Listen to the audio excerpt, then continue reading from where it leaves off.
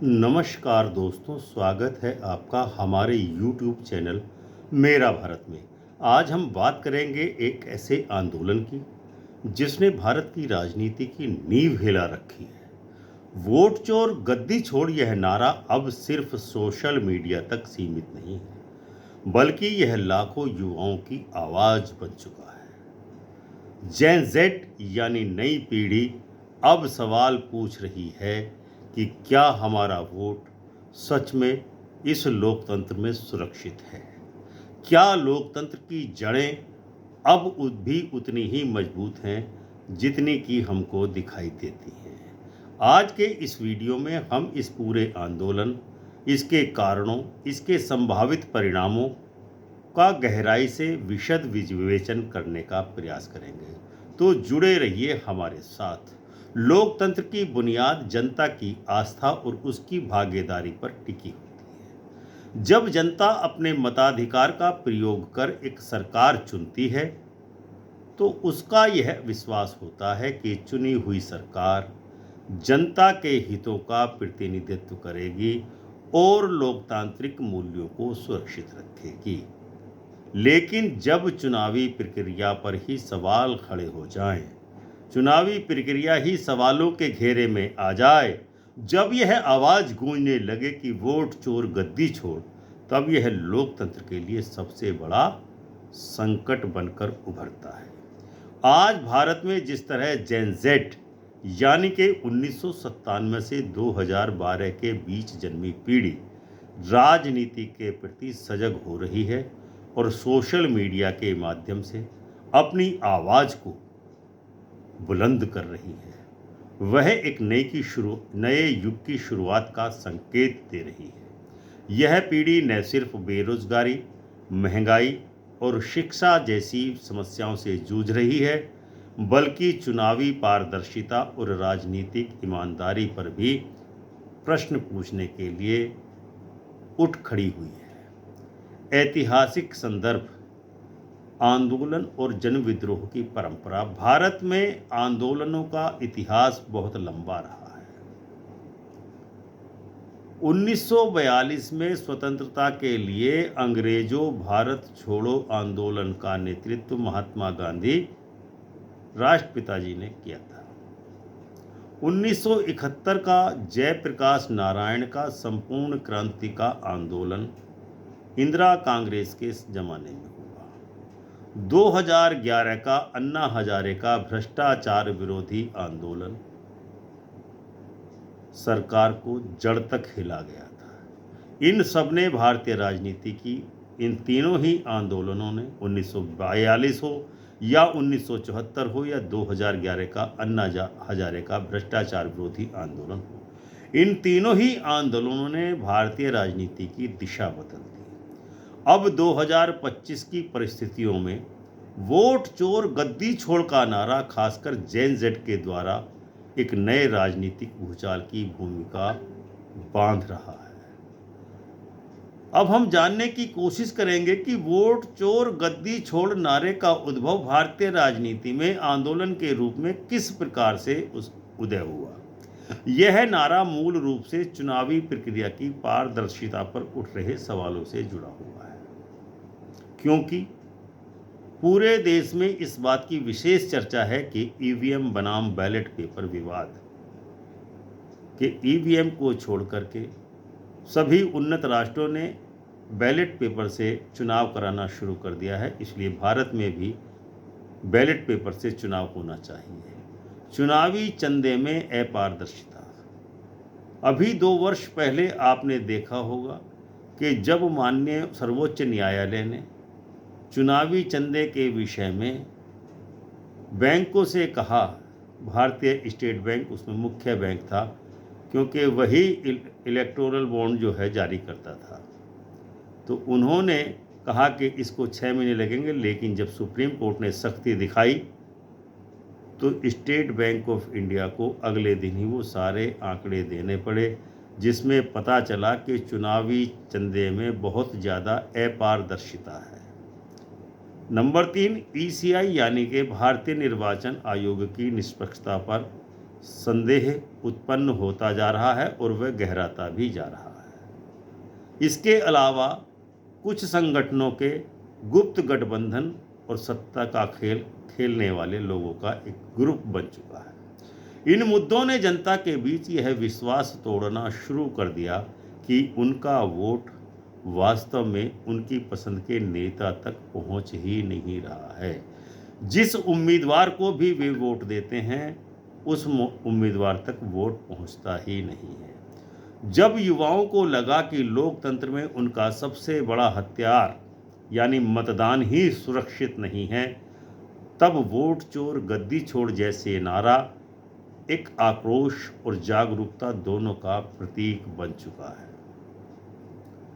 Vote चोर गद्दी छोड़ आंदोलन की धुरी जेन जेड आज की बन चुकी है। जेन जेड आज के भारत की सबसे डिजिटल और कनेक्टेड पीढ़ी है, इंटरकनेक्टेड पीढ़ी है। इनके पास इंटरनेट और सोशल मीडिया की ज़बरदस्त ताकत है। यह पीढ़ी पारंपरिक मीडिया पर कम और स्वतंत्र डिजिटल स्रोतों पर बहुत ज़्यादा विश्वास करती है। यह पीढ़ी ऐसी है कि एक वीडियो या एक रील एक क्षण में वायरल हो सकती है और पूरे देश में ऐसा ज़बरदस्त उछाल पैदा कर सकती है जिसकी कभी किसी सरकार ने, किसी पक्ष ने, किसी राजनीतिक दल ने कल्पना भी न की। तो यह पीढ़ी ऐसी रील्स पर आज विश्वास रखती है। यह पीढ़ी बेरोजगारी, कैरियर और की अनिश्चितता और शिक्षा की गिरती गुणवत्ता के प्रति सबसे ज़्यादा संवेदनशील है। इसीलिए जब राजनीति और चुनाव की धांधली की बात उठती है तो सबसे पहले यही पीढ़ी मुखर होती है। ट्विटर, इंस्टाग्राम, यूट्यूब और यहाँ तक कि सड़क प्रदर्शन तक में जेन जेड की मौजूदगी इसे एक प्रभावशाली नेतृत्व प्रदान करती है। चुनावी तंत्र पर सवाल ये पीढ़ी जेन जेड वाली पीढ़ी उठा रही है। उनका कहना है कि ईवीएम का भरोसा बनाम बैलेट पेपर की मांग। युवाओं का बड़ा वर्ग मानता है कि ईवीएम पूरी तरह सुरक्षित नहीं है। इसीलिए लोकतंत्र की सुरक्षा के लिए, चुनाव की पारदर्शिता के लिए बैलेट पेपर से चुनाव की पारदर्शिता ज़्यादा सुनिश्चित की जा सकती है। नंबर 2, निर्वाचन आयोग की भूमिका। विपक्ष और कई नागरिक संगठन आयोग की निष्पक्षता पर लगातार सवाल उठा चुके हैं और आज भी उठा रहे हैं। जब भारत के चुनाव आयोग से 2024 के चुनाव की वीडियो रिकॉर्डिंग मांगी गई तो चुनाव आयोग ने यह कहकर के मना कर दिया कि इससे देश की महिलाओं की, बहनों की, माताओं की इज्जत पर या प्राइवेसी पर खतरा होगा। लेकिन वही चुनाव आयोग उपराष्ट्रपति के चुनाव में जब महिला सांसदों की वोटिंग की वीडियो जारी करता है और आम नागरिकों की प्राइवेसी पर बहसने आयोग की कार्यप्रणाली को निश्चित ही कटघरे में खड़ा कर दिया है। नंबर 3, चुनावी चंदा यानी इलेक्टोरल बॉन्ड का विवाद। चुनावी फंडिंग में पारदर्शिता की कमी ने वोट चोर नैरेटिव को और अधिक मजबूती प्रदान की गई है। सोशल मीडिया का रोल इस नए जेन जेड आंदोलन को आग की हवा दे रहा है। ट्विटर अब एक्स पर हैशटैग वोट चोर गद्दी छोड़ ट्रेंड करने लगा है। यूट्यूब पर राजनीतिक विश्लेषण और स्ट्रीट इंटरव्यू वायरल होने लगे हैं। इंस्टाग्राम रील्स और मीम्स ने आंदोलन को युवाओं की भाषा में लोकप्रिय बना दिया है। यह आंदोलन अब केवल राजनीतिक पार्टियों का मुद्दा नहीं रहा, बल्कि जनता बनाम सिस्टम का रूप लेता जा रहा है। इस जेन जेड आंदोलन के नए आंदोलन पर सत्ता पक्ष की क्या प्रतिक्रिया है? सत्ता पक्ष इस नारे और आंदोलन को भ्रम फैलाने वाली राजनीति बताने की कोशिश कर रहा है, जो नाकाम ही होने वाली है। सत्ता पक्ष का कहना है कि भारत की चुनाव प्रणाली दुनिया की सबसे मजबूत चुनाव प्रणाली है।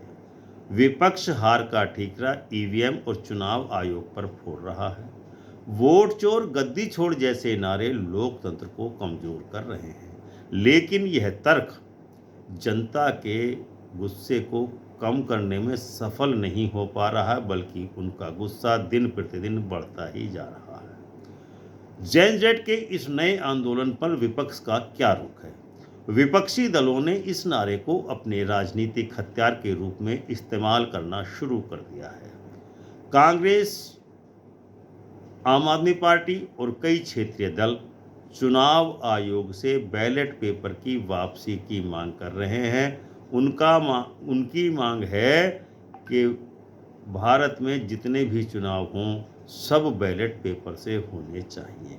जेन जेड का आंदोलन उनके लिए जनता से जुड़ने का एक नया अवसर बन गया है। जनता की पीड़ा क्या है और ये वोट चोर गद्दी छोड़ का नारा क्यों गूंज रहा है? उसके कुछ कारण हैं, जैसे बेरोजगारी की ऊंची दर।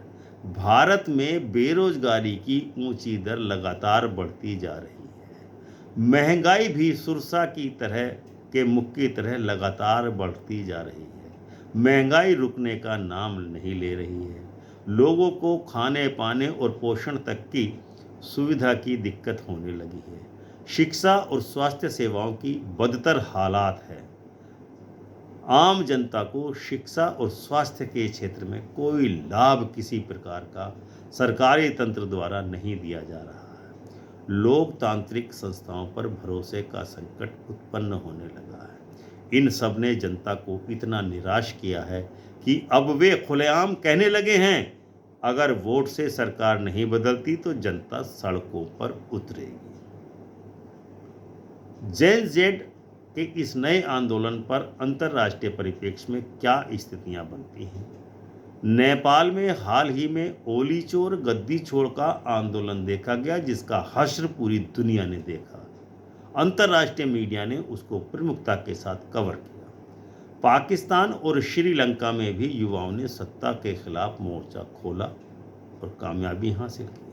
फ्रांस और जापान जैसे विकसित देशों में भी जनता की असंतुष्टि बड़े राजनीतिक बदलाव का कारण बनी और वहां पर सत्ता परिवर्तन हुआ। भारत में भी यह नारा केवल एक स्लोगन मात्र नहीं है, बल्कि एक अंतर्राष्ट्रीय लोकतांत्रिक जागरण का हिस्सा बनता जा रहा है। इस जेन जेड के इस नए आंदोलन के क्या संभावित परिणाम हो सकते हैं? नंबर 1, चुनावी सुधार की मांग तेज होने लगी है। बैलेट पेपर की वापसी की बहस मुखरता ले रूप धारण करती जा रही है।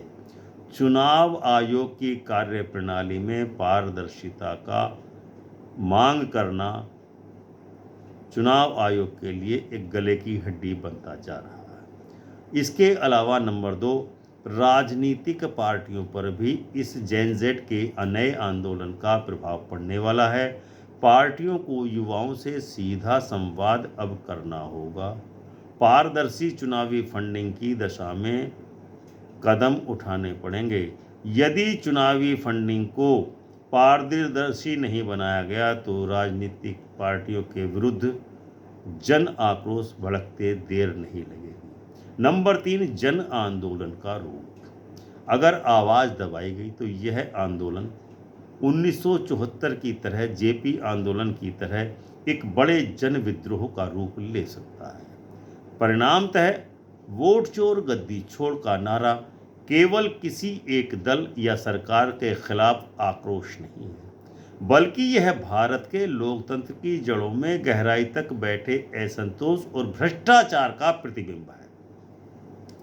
यह नारा एक सवाल है, क्या जनता का वोट वास्तव में सुरक्षित है? सवाल उत्पन्न हो रहा है। यही चेतावनी है, अगर चुनावी प्रक्रिया पर भरोसा नहीं रहा तो लोकतंत्र का अस्तित्व संकट में पड़ सकता है। जेन जेड को ऐसा अनुभव हो रहा है और यह उम्मीद भी है कि युवाओं की आवाज़ व्यवस्था को सुधारने के लिए शासन सत्ता को मजबूर कर देगी। भारत की जेन जेड पीढ़ी अब राजनीतिक भविष्य तय करेगी।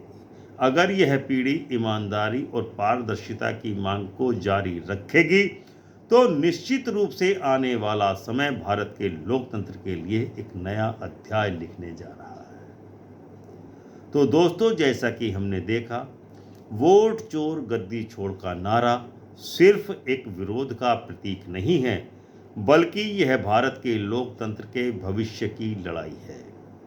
जेन जेड की यह आवाज़ शायद आने वाले समय में चुनावी व्यवस्था, राजनीतिक दलों और लोकतांत्रिक संस्थाओं को पारदर्शिता में बदलने के लिए मजबूर कर देगी। अगर आप चाहते हैं कि इस विषय पर और भी गहराई से जानकारी मिले तो हमारे इस चैनल मेरा भारत को सब्सक्राइब करें। वीडियो पसंद आया हो तो वीडियो को लाइक एवं शेयर अपने मित्रों से, परिवारों से के साथ और दोस्तों के साथ अवश्य शेयर करें। कमेंट में हमें बताइए कि आपको क्या लगता है कि यह जेन जेड का यह आंदोलन भारत की राजनीति की दिशा बदल सकता है। मिलते हैं अगले वीडियो में, तब तक के लिए धन्यवाद। जय हिंद, जय भारत, जय संविधान।